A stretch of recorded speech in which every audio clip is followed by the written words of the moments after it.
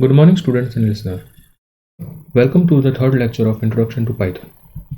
In today's lecture, we are going to explore the operators related to Python. Previously, we have explored about data types. Today, we are going to explore operators. So, our today's target is to cover basic operators, the concept of variable, the type of operators, that is assignment operators, arithmetic operators, comparative operators, membership operators, identity operators, and bitwise operators. And at the end, changing and defining the type of data. How to change the data type. So let's move further. We know that operators work in a similar fashion to mathematical function. They provide a relationship between two different domains. For example, multiplication operators make an ordered pair of operands. Operands means data on which the operator works. So, the multiplication operators make an ordered pair of operands and produce another data point. This can be done to any number of data points. In this way, the operator transforms data from the domain of operands to the domain of results. As you can see on the slide, the basic type of operators that is available for mathematical operations are addition, subtraction, multiplication, division, modulus, and exponential. These operators can be combined in a complex manner to perform an arithmetic operation. Depending on the data type, they define their functionality. For example, on numeric data, the addition operator, that is plus, perform numeric operation, while on string it will perform concatenation.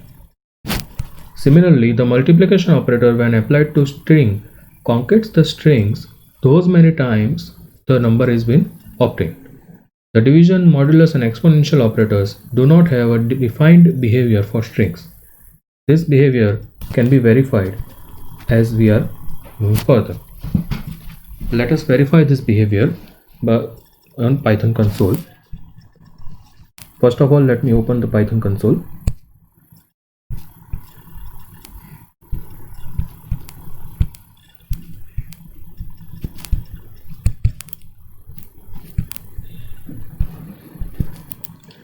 Okay, so the first operator which I am going to write is 2 plus 3. I know its output will be 5.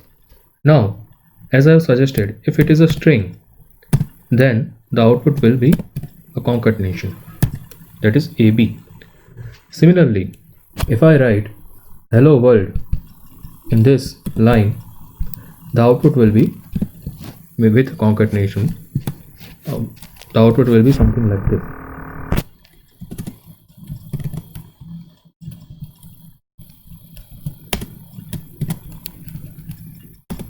I have to ignore the use of space, otherwise it will generate an error.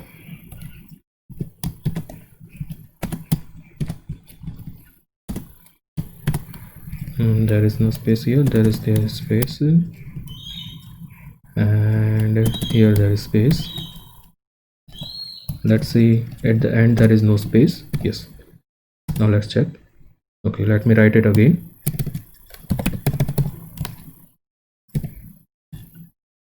Hello plus I think here there is an error. So this is the output in a string manner. Now if I multiply the string, the output will be like this. Using the multiplication operator over string, it will give me AAA. But if, as I have suggested, if there is a division module, division operator, the output will be different, as you know that it is not supported by string. This operator is not supported by string and integer.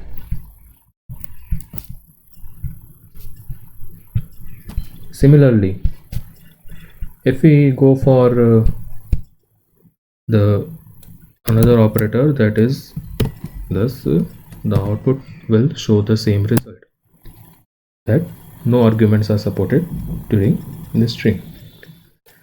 Similarly, if we go for exponential operator, double star stands for exponential, it shows me an error. So there are variety of operators that can be operated on data type, and that we will discuss further in our session.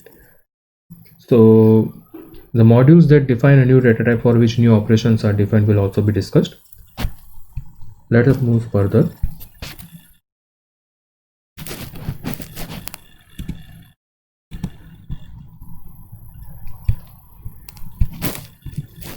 Concept of variables. So when an operator acts on a data, its value can change during the course of computation.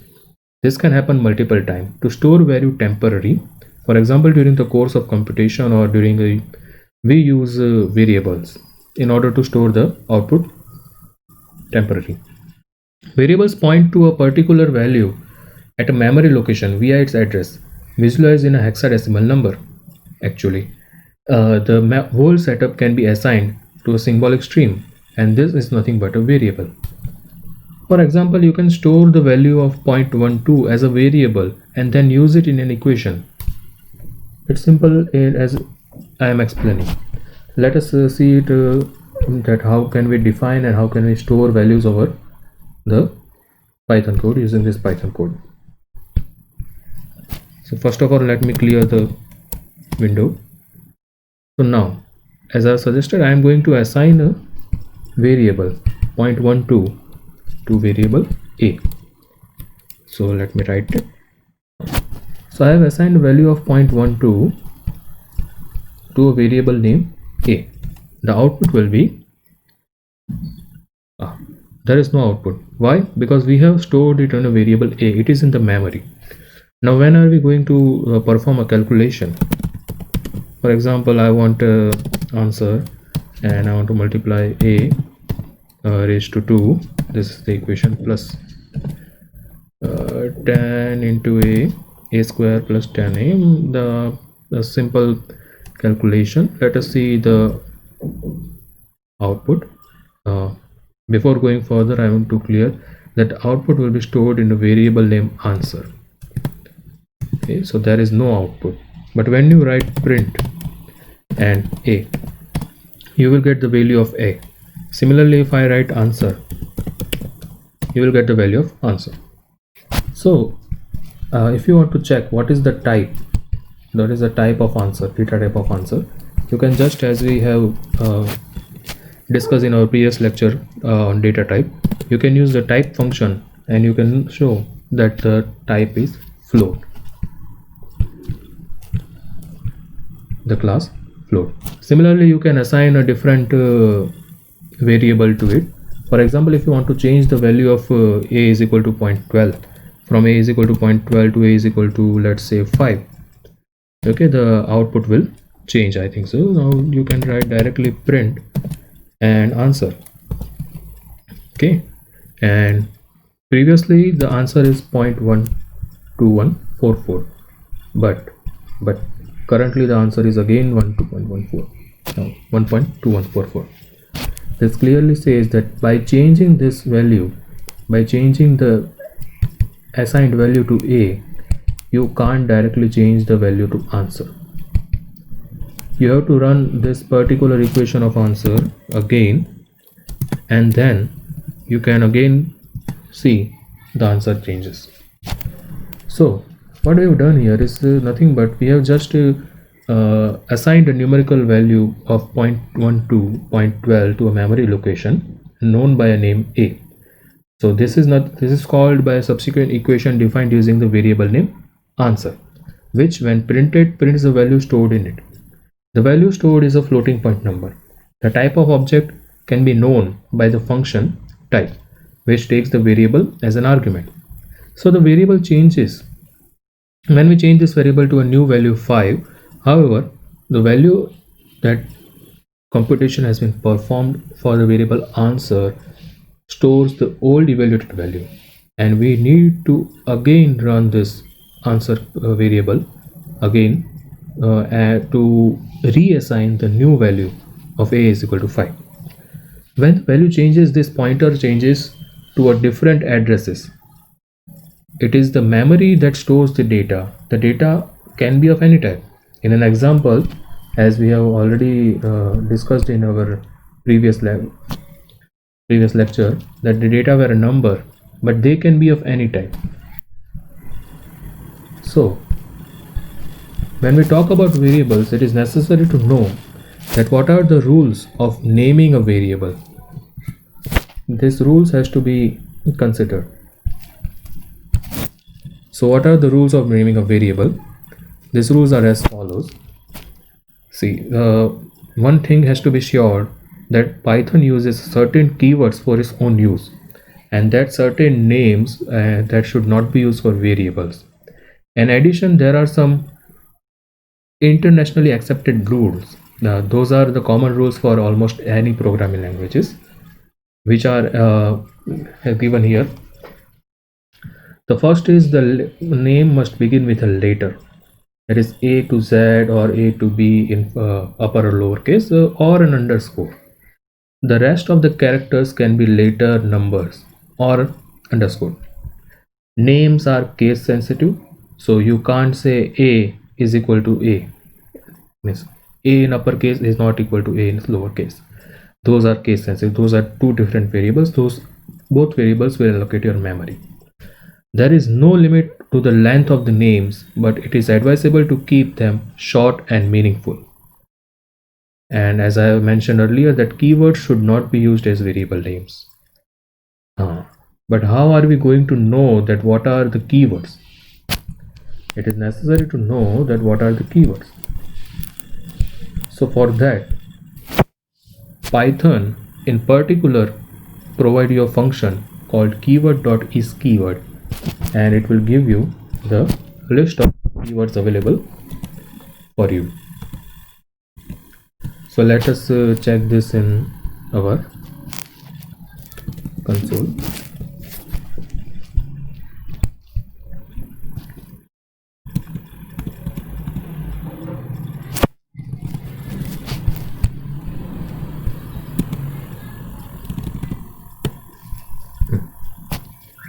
First of all, clearing the window. Now I am going to import keyword.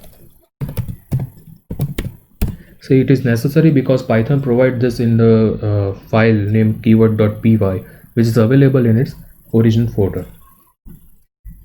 After importing,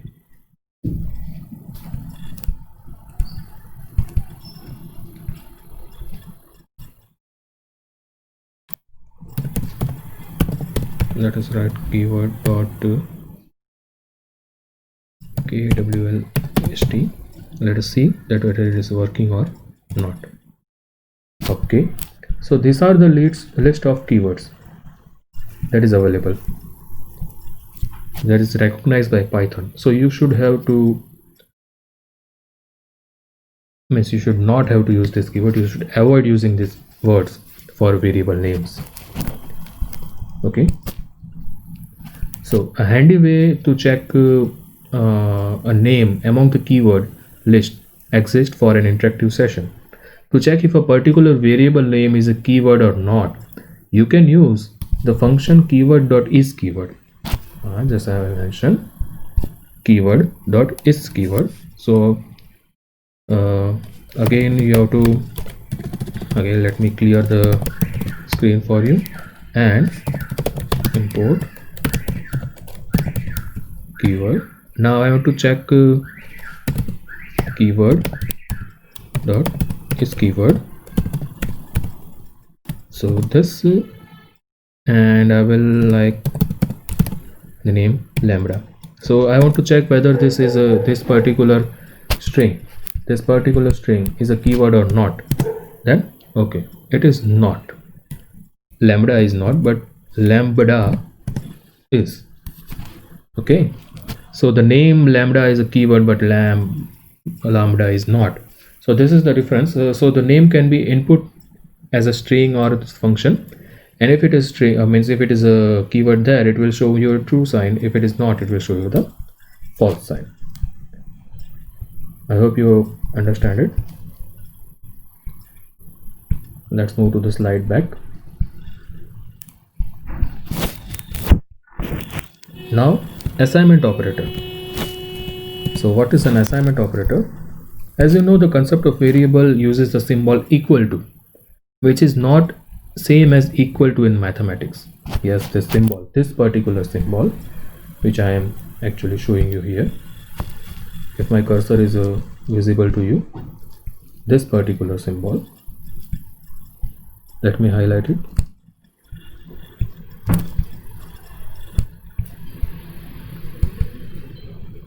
This, okay.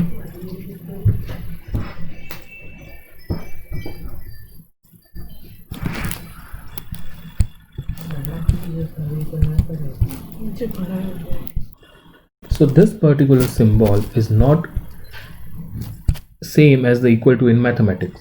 Instead, it is one of the assignment operator. The symbol, this equal to sign, assigns the value on the right hand side of the variable name to on the left hand side. This essentially means that it notes down the memory location address of the value on the left hand side and links it to the name of the variable to the left on the left hand side. This behavior is demonstrated been demonstrated on the Python code console here. For example, now you have already seen that we have assigned a equal to 5 value. So a equal to 5, this is I was assigned. And now if I want to write, now I want to print what is the value of a, I will simply write the variable name and put out an enter. It will show me. So now this is the value which has been printed by the Python REPL. Okay, this is the value which has been printed by Python REPL. Now if I use print a command, so this is the value which has been printed using the print function. See the difference. When you directly put an variable, it will write an output, but when you use the print function, it will show you as a printed output. It is so this is the showing that it is been just a display. It is not allocating any memory. Here a memory has been allocated to this variable as an output 28, but here it is just showing a printed value of printing. Okay.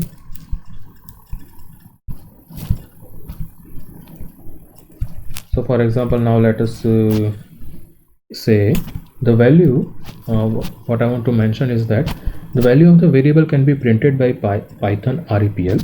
By REPL I means to say that by simple this command, by writing only a, by simply writing the variable name and pressing enter key, it will be showing you an output.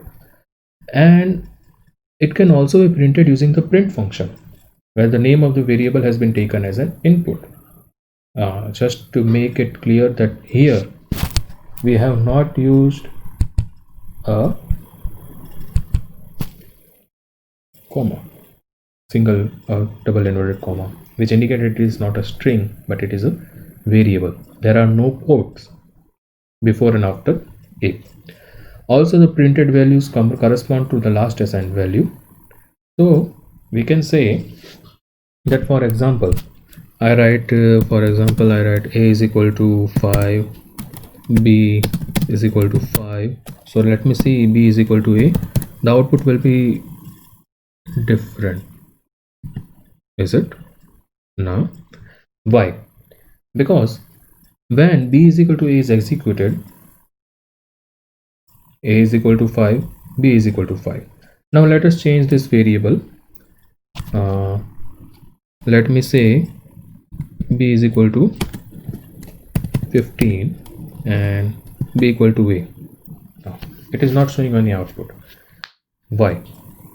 That will be discussed further. In short, if you want to check whether this particular thing b is equal to a comes in comparison operators, we have to compare it, and for it we have to enter one more equal to sign and it will show an output. Okay. Here what happens when you write b is equal to a? Why? Because I have assigned b is equal to 5, then I have assigned b is equal to 15 and a is equal to 5, because b has been assigned with the value a. That is the simplest thing. I thought this behavior is understood by you before, and I not need to explain it, but still it is in the similar manner. So in addition to the simple operators that is available here in the console, you can see, I mean to say in the slide, as you can see, arithmetic operators, the simple arithmetic operators or assignment operators, there are more operators that can perform operations, and which are shown in the table in the side. You can see that the operator of equal to and plus equal to minus equal to slash and equal to double slash, these are all the operators. The assignment operators are most frequently used features on all kind of program in all kind of platform. But the increment and decrement operator, see, why when I say the increment and decrement operator, it is nothing but this is an increment operator and this is a decrement operator. Okay, the increment and decrement operator are very extensively, they are used extensively when we need to proceed stepwise program, when you are going for a looping program. So I'm not going to show you a loop program, but let us demonstrate a simple single line code to see how this particular operator behave. First of all, let me clear the screen and clear the memory. Now I'm going to write a is equal to 10. So as per REPL, it will print me the value of 10. I'm going to write b is equal to 0, and so I can say that b is equal to this. Now I'm going to use increment operator. B is equal to, no, b is been incremented using this, and there is a. So what is the value b? As per the REPL, b must be, just guessing what will be output of b. Let me see, it is 10 only. I'll explain later that why it has been like this. Now let me just say b is equal to 1, and now I am going to run this particular line, b incremented by a, and the output will be 11. Similarly, you can test other operators also. For example, you can test other operators by, for example, first of all, let me assign a value of 10 to a, then let me assign a value of 5 to b, 5 to b, and let print a, let print a by REPL and b by this, and now let again reassign b. So what happens when you write this particular line of increment here is this, that b is reassigned to the value b plus a, so it will be actually 15. So when you run again the REPL, it will be this. Now if I reassign the value of now I'm going to decrement, so what happens here, the plus changes to minus,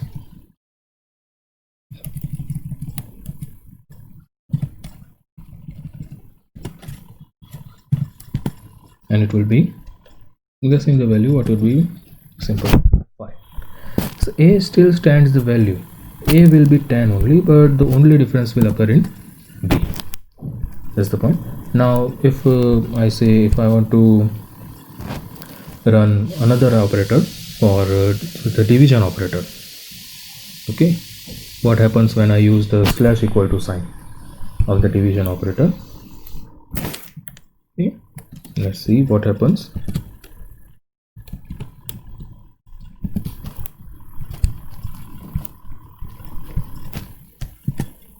The output of b will be 0.5. So it is nothing but the division operator. A will be the same and b will be this.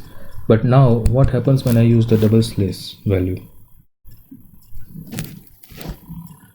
The double slash equal to operator means the floor division operator. The floor division operator, it will show you the output of 0.0. That's the difference here. So let's move further. The next operator is asterisk mark, and this v is equal to v into a. So when I say, for example, let me again reassign the value. So a is equal to 10, b is equal to 5. Okay. So in order to check whether A is 10 and B is 5, let us again enter. Okay. Now A, I want to see the output is correct or not. Minus A is a star equal to and B.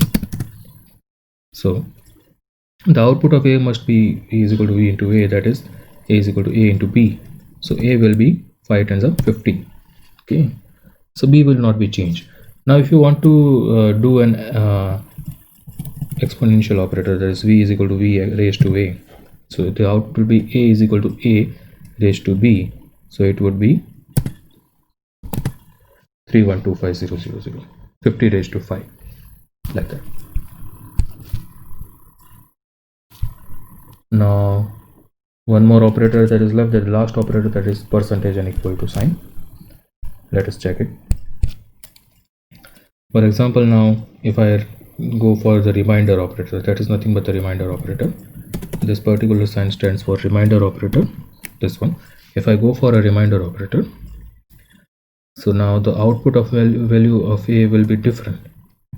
It would be A is equal to 0. Why? Because 0 is a remainder. So the operation is performed is nothing but 312500000 divided by 5. The quotient is 625,000 something. The remainder will be 0.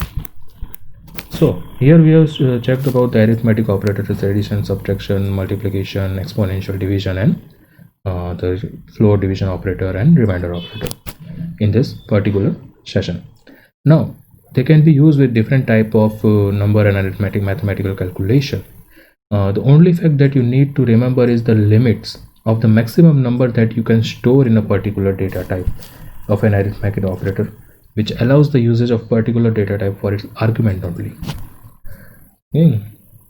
This thing has been done. Now let us see how to multiple assign an operator. Means I will let A is equal to 5, B is equal to 5. Instead of that, Python provides me a simple text that I can multiply assign, and for example, A is equal to B is equal to C, X is equal to 10.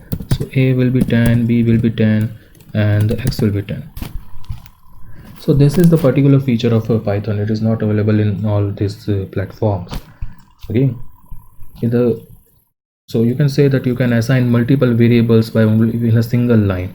So the new memory location will be more better. So this type of thing, the small thing, would help you in optimizing your code in a better manner. So while assigning a value, its data type doesn't need to be explicitly defined. So what I want to say that Python interpreter judge the data type itself. For example, let us say, for example, if I write A is equal to 4, let me write it, A is equal to 4 and its type A, you know that 4.0 is nothing but a float type number. Okay, is a floating point type. So Python will directly assign its float. Now instead of 4.0, if I just convert it to 4, initially it was float, now it has been integer. You don't need to define it. Now instead of this, I write 4 in scientific notation, or I write 4e10. Now A is assigned to the value 4 into 10 raised to 10. Its type would be floating point. Yes, it is a floating point. Okay, now instead of this, let me see, for example, B is assigned a value, and let me say A is a string. A should be a string. So let me change A to my name. My name is Tejas actually. Yeah, it would be string. So it can be noted here that there are many ways of defining a floating point number. You can use the scientific notation of 4e10 to denote, as per an engineering notation term, a scientific notation term, and you can assign the suppressed printed value at REPL, but the output of the type function is not suppressed, and hence it is printed at REPL. Okay, I know you know the full form of REPL. If not, it is one of the important topic. You should remember it. So moving further, let us talk about another form of operators, that is assignment operator. We have talked about arithmetic operators. So what are arithmetic operators? So as I've already mentioned, we have already seen all this about arithmetic operators. So the mathematical operations such as addition, subtraction, exponential, or you can say floor division, uses in this type of operators. Just a minute. For example, some arithmetic operators which work on string and list object, as well as you can also check that we have in our previous slides today, we have seen that many operators of arithmetic can be used for concatenation over string operators. It joins two or more arguments together from head to tail. The same thing happened for a list data type. Also, the star operators perform the repeated addition by number of argument as mentioned by the integer. If you apply other arithmetic operators on string and list, then you can also encounter error messages. We have already checked it in our previous codes also here today. So let us check it again. What I'm going to say, I'm going to try this each and every arithmetic operator on the console, and let's see what the difference occur. We have already gone through this, but for clarity purpose, clearing the screen first. Now let me say I want to check the remainder. For example, it should be divided by, for example, 2.3. Let us check like this. So you have to before a percentage sign, if you are using it as an operator, it is advisable to add a space before and after it. By default, Python is case sensitive, but a continuity of space will be considered as an no region. The output is 1.9004. Output is of course a reminder, but the percentage sign. If I want to know the quotient sign, I will just go for a division operator, and its addition will also be performed. That is simple. 6.5 output. The subtraction can also be performed. It is this. The exponential operator can also be like this. This is a simple use of operators. I know you know all this. It is a waste of time, but you can skip this. But just for understanding purpose, the output will be 1. Now this particular sign indicates a floor division operator. It should be noted. So as I have suggested that some work on string and some are not. So for example, now let us see how to work on string. If I write hello world to this particular Python code, it will give me a hello world thing. Now if I want to work on string or list, I want to work on list, the output should be 1 2 3 4 5 6. This way Python works. Now multiplication operators has been used for multiplication. Now this actually has to be I think there is a mistake in this line. Hello, hello, hello. It will repeat it 3 times. Now instead of this particular line, now let's say I will operate this on list, the multiplication operator, and then this thing. It will repeat the list for 3 times and save it in the same list. But in the above line, hello, if I write with particular for a float number, will it give me an output or it will generate an error? Of course it will generate an error. Why? Because it is a non-integer type. When you talk about string works only on integer type. Means if you want to concat a string, you should always use an integer type. You should avoid use this float type multiplication. In a similar manner as I have already shown you earlier, that the division operator also does not perform over hello. It will show me an error.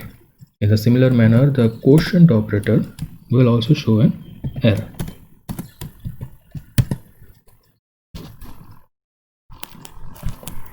Let us say this is about string, but it is working on this list.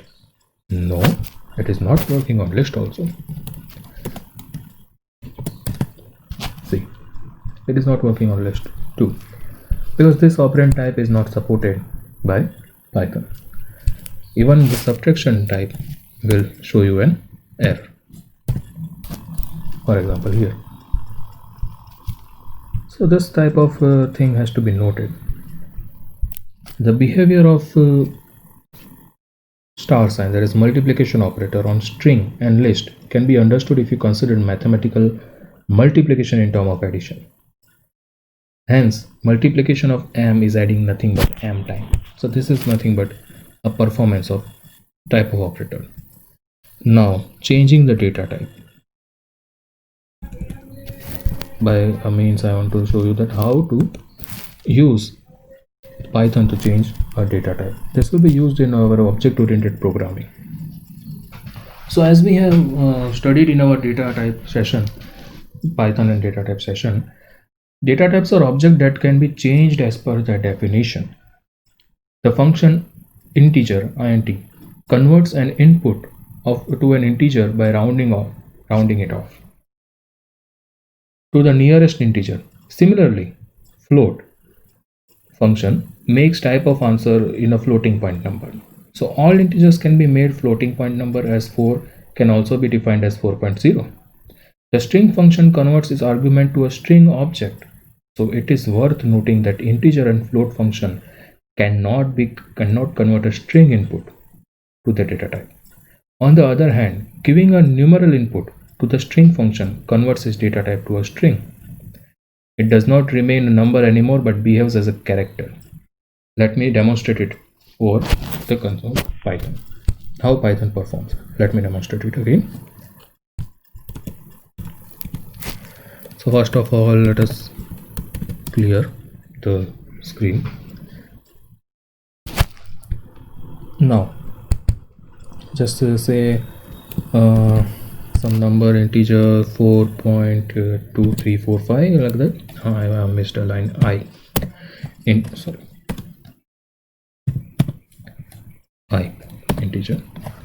4.35. So 2345. The output will be 4. Why? Because the integer operator converts the floating point number into integer. Now here, if instead of integer, if I write float of 4, the output will be 4.0. That's why, because floating point number has been converted using float number.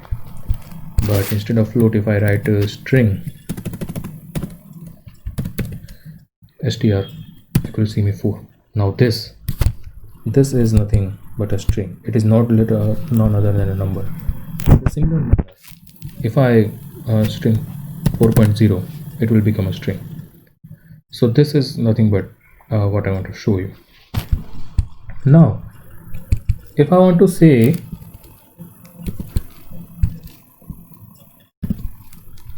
that a is equal to string of 4 plus a string of 4.0, will it be stored? Yes, it will be stored.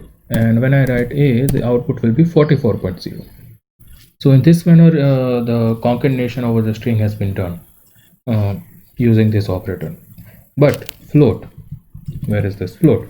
If I write float, for example, of a string, or say a, the output will be no. It could not convert string to float in this manner. So the order of usage is one of the most important part of what I want to show you. The order of usage. As you can see, Python follows PEMDAS. It's not a word actually, it is just a list of order of operation. PEMDAS stands for parenthesis, exponents, multiplication, division, addition, and subtraction. Thus, during a complex calculation which is involved in arithmetic operation, those are already covered with in this following order. The calculation will be covered in the following order. As you know, we can try to let us over a control so that we can actually see what actually happens when Python go for what I say PEMDAS. PEMDAS. I don't know how you pronounce it. You have to just remember it. It can be one of the important part of your assignment. So let us now perform a simple complex operation over Python to understand how this works. So just a minute, and let me write some. What should I write first? Let me first clear this screen. And 5 plus 6, no, I have to just show you how to do how operation has been performed.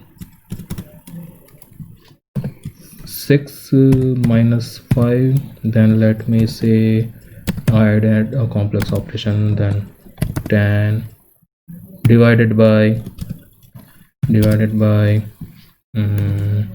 minus 1, 9, again multiply it raised to 2. So it should be continuous in order to remove any error. The output will be, please calculate it and let me know whether I'm correct or not, whether Python is correct or not. But in this similar manner, now from here, if I remove all the brackets, if there are no brackets available here, what would be the output? Will it work, or it will show me an error? The answer is different. This is a simple demonstration of the PEMDAS order. So let's move further to our next slide, that is the comparison operator. As you can see, comparison operator. So these are the comparison operators. The logical operators are supremely important for comparing objects, and the operators used for comparison are also known as they are also known as logical operators, which is provided in table. So as you can see in the table, there are different type of comparison operators. One is the equal to operators, not equal to operators. Again, the similar manner of not equal to operators. There are two types of not equal to operators. Then less than and greater than operators, less than or equal to operators, and greater than or equal to operators. The result of the logical operators is neither one of the two binary objects. Abruptly, it is either true or it is either false. In some programming languages, binary operators are represent 1 and 0, as I have already informed you earlier in our session on data types and introduction, that Python uses true or false as a Boolean operator. So we have already checked all the things, but let's demonstrate on Python,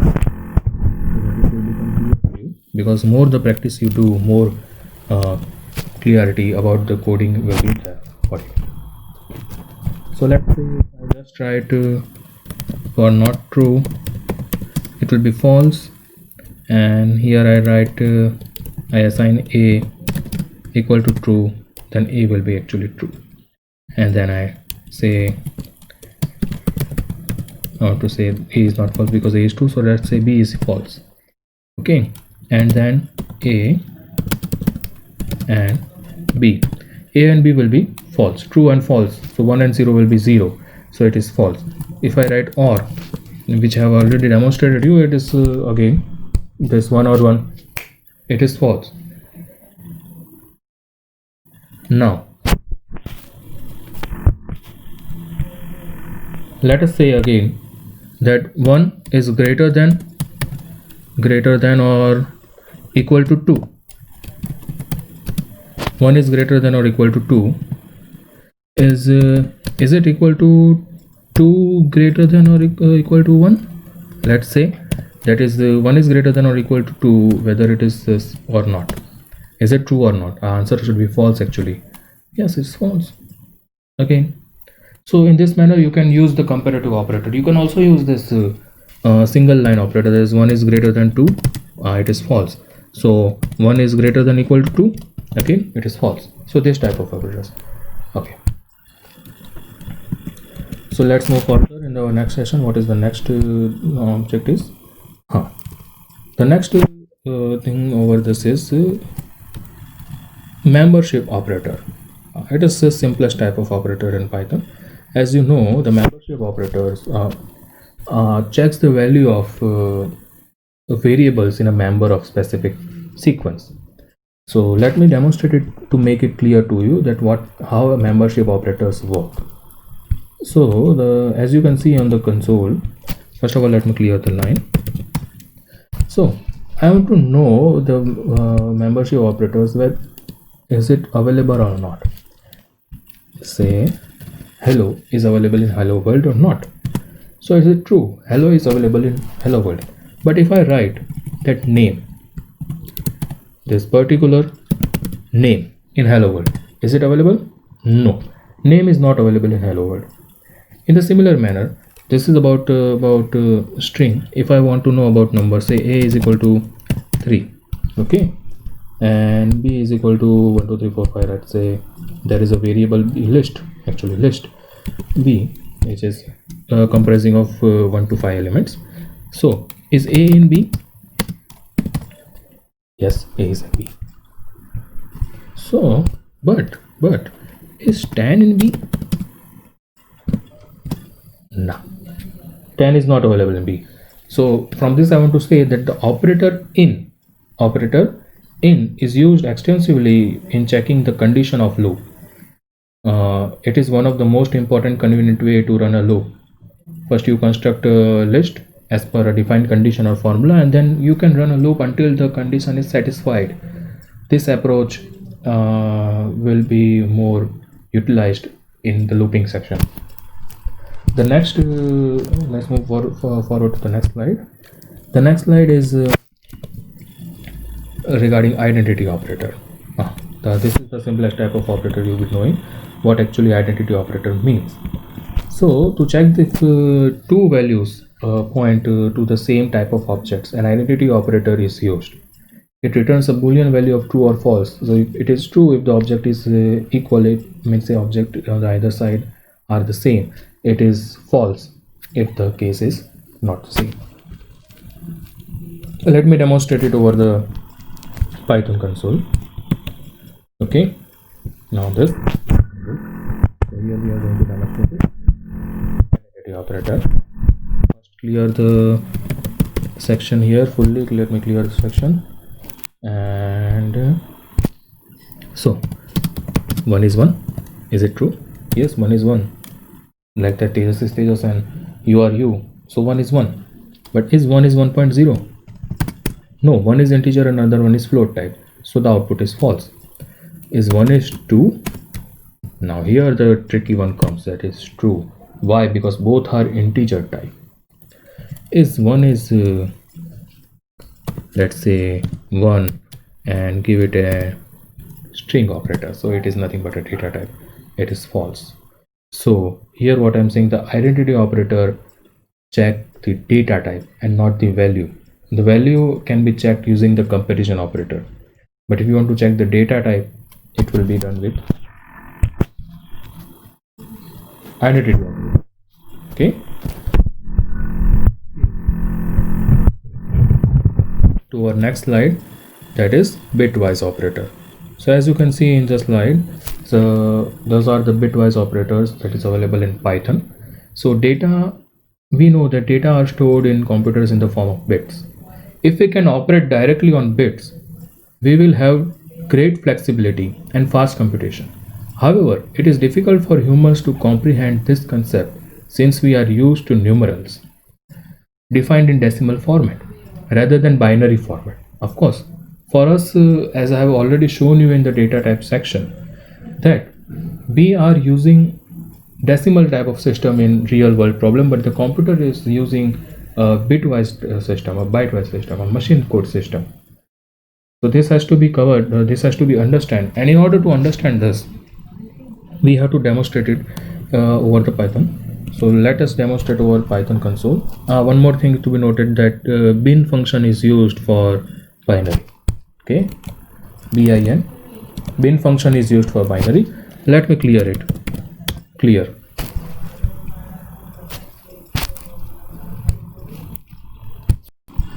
So let me demonstrate over the Jupyter console. Okay, so bin, I have already shown you that bin is used for binary operation. Let us only try 1. or integer type.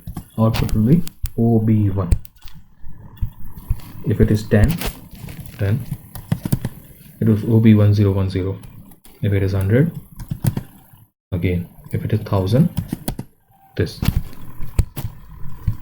So when printing a binary representation of an integer number, OB identify that it is a binary representation. Now it is easy to understand. Okay, so initially if it is integer, you don't require to identify it, but if it is shown in binary, OB, the particular sign OB shows that it is a binary number. Okay, this will, so now you can understand that bitwise operators operate on this number at a bit level. So for example, if I say I have been 100, let me again say this is a binary of 100. Okay, now is 100, if for this 100 it is shifted by 1, it will become 200, and now binary of this 200 will be what's this. See, I have just shifted this particular one towards more left side, and it will become the whole, means the whole number will change. I hope you are getting it. Let me say again, the another binary operator is we have used bitwise right shift. Let us say bitwise left shift. Let me use bitwise left shift. So here let me use left shift, and now run the code. The output will be 50 only, but what is the bin of 50? Because we have used binary operation, and in this manner the binary operation has been done. In the similar manner, if it is 2, that is in 100, you are shifting it twice. Instead of 1, if I write 2, the output will be 25. Why? Because bin of 25 will be, as you can see, the operation is towards this left and right side of this, or bitwise operation towards right side, and so the 1 is shifted to the right side, and we can see the output here. So once again, now the bitwise left operator shifts all the bits of 100 in 100 format to the left and flips the gap with a new 0. Thus the result one is different from the comparative one, which is equivalent to 200 in base 10. The rightwise operator shifts all the bits of 100 in decimal in 100 base to this particular to the right side, and the result is, as you can see above, that about 200 it is 110010, and the extra space has been filled with 00. In the similar manner, the 50 and 25 output has been shown. The logical operators defined earlier can be used here too. For example, Python's boolean value true is equivalent to 1 and 0 is equivalent to Python's boolean value false. So you can use AND or XOR NOT on this all thing, and you can find the output. You can try it at home also. How to use a bitwise operator.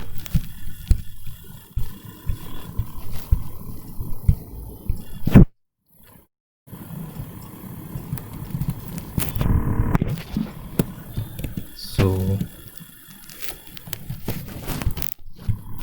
second one thing which you not to know that about bitwise operator is that when it is found useful and when to run the bitwise operations. So bitwise operations find their use while dealing with hardware registers in embedded system. For example, if you have worked over 805, 8051 or 8085, every processor uses one or more register, usually specific memory address. How can I explain you? If you have gone through this previous chapter about 8051 and 8085, when an interrupt is enabled, signals can be communicated. Interrupts are enabled by setting an enable bit. Okay, for a particular interrupt, if you enable a bit, you can actually modify the number of bit sequence in a register, and this interrupt, by enabling it, you can communicate with the data stream. It typically sets a bit in a status register so that the single service routine can determine the precise reason for the interrupt. Okay, so this is one of the use of bitwise operation at the processor level. The shifting operations are also used to shift bits as per formula, whereas AND and OR operation are used to check the status of the bit of a specific location. The same concept is used to alter the system file permission.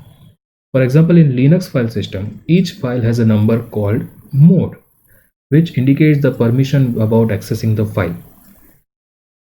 This integer can be retrieved in a program to know the status of the permission of the file. For example, if mode is not equal to 0 and if it is equal to 0, the status of the mode will change and the permission of the accessing the file will also change significantly and respectively. Bitwise operations are also preferred for the speed of operations since they directly operate on the bit in the memory. So in this session we have let's summarize this session here. So we have talked about operators and then their role in computing as they provide backbone to the defining pathway of fast computing. All mathematical functions are expressed either by individual operators or by a combination of them.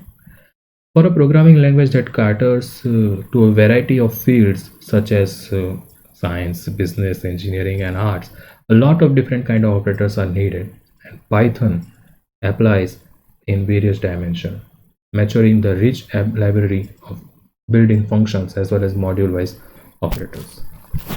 Okay, friends. So let's end our session here. In our next session, we will talk about arrays, and till then, goodbye.